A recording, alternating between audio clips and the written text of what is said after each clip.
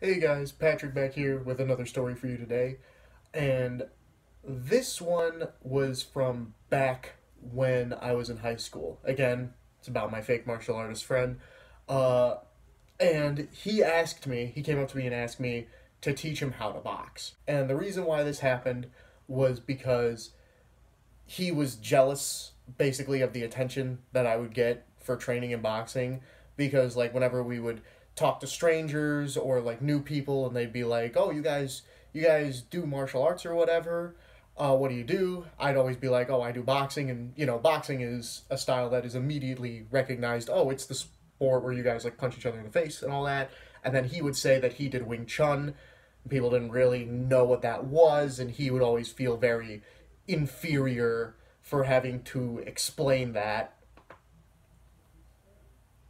what Wing Chun was to newer people, and even then they'd be like, "Oh, okay," like they didn't really care, but they'd be like, "Oh, boxing." And so because of that, he would always get very jealous of me in those situations, and so he wanted to learn how to box too, so that he could say, "Well, I also do boxing." And so we got together and we trained for maybe a couple of weeks on head movement specifically. I remember we didn't really work on anything outside of that.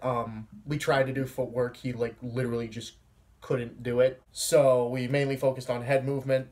And I remember just what came with this was he literally, after how many ever weeks of training in head movement, he literally just came up to me and was just like, you know, I've been doing pretty good in this head movement thing, so I think I could even take you in a boxing match now.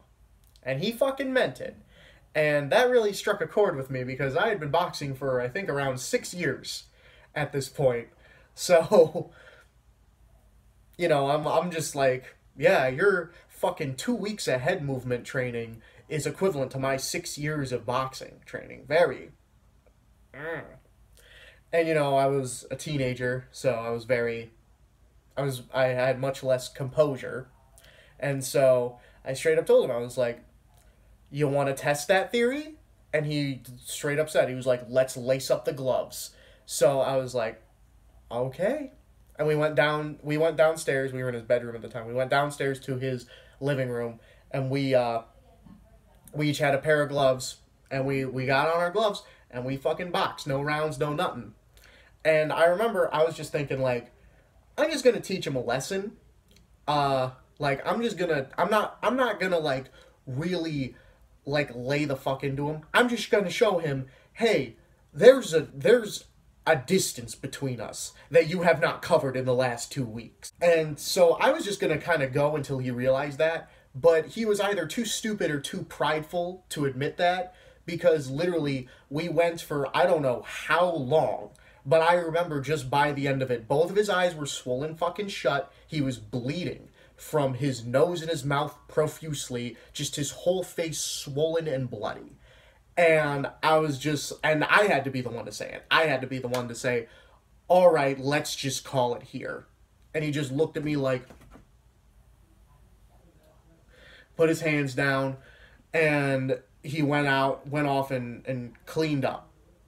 And to his credit, he never said that he could beat me in a boxing match again after that. And I felt bad. I honestly felt bad about how hard I beat him. You know what I mean? And I even said like, hey, I'm sorry things got a little carried away. And he was like, and he even said he was like, no, no, no, I had it coming. I said something that you proved to me was not true.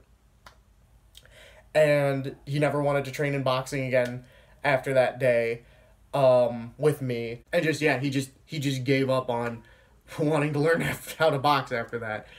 Um, so that's been this story, guys. I'm Patrick, and I'll see you next time.